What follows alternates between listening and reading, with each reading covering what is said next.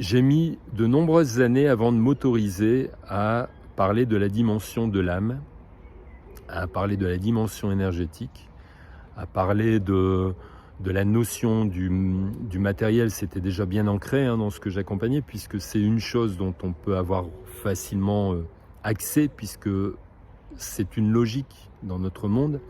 Par contre, d'avoir accès à la dimension de l'âme, à l'énergie, c'est déjà moins accessible à tous. Donc j'ai mis du temps avant de pouvoir m'autoriser à le faire, et aujourd'hui ça fait partie de ma vie.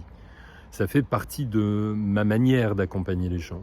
J'essaye au travers de ça, bien sûr, de leur démontrer par preuve que l'âme est en demande d'expérience matérielle. Expérience matérielle, c'est déjà d'une au travers de notre corps.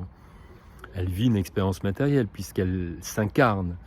Puis l'expérience matérielle peut être aussi des événements, des choses que l'on rencontre, des difficultés. Ça peut être aussi une masse pensante qui est liée à notre triade, qui fasse qu'elle nous induit dans une erreur et qu'elle ne nous permet pas d'évoluer. Donc, de ce fait, l'âme incarne un corps qui est le nôtre dans une intention d'évoluer au travers de l'expérience de vie. Donc, le matériel n'est pas condamnable en soi, ni l'âme d'ailleurs. Ce qui est condamnable, c'est que à un moment donné, notre espace mental nous fasse croire que le matériel est la seule chose dont on doit s'attacher. L'argent, notre maison, notre femme, notre famille, de bien conscientiser que quand on a un rapport à la vie qui est lié étroitement au matériel et que l'on le met au devant de la scène de notre vie, on est complètement en erreur. C'est-à-dire qu'à ce stade-là, l'âme, ayant un besoin impératif d'évoluer et de grandir, utilisera le corps. Si l'action n'est pas mise pour pouvoir transcender, transformer la situation, l'âme utilisera le corps pour permettre à avancer et bien sûr à changer la donne de notre existence.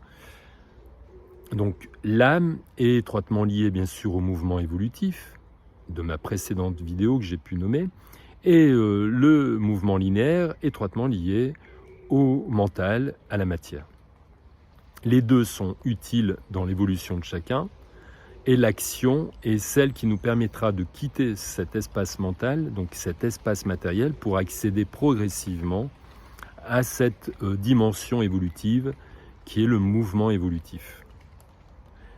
Une fois que cette chose est acquise, c'est de pouvoir déterminer de quel mouvement nous rentrons en action dans notre vie. Est-il de celui du linéaire ou est-il de celui évolutif ? L'un nous permet de grandir, l'autre plutôt de stagner, et voire même de nous écraser, nous enfoncer progressivement. Merci.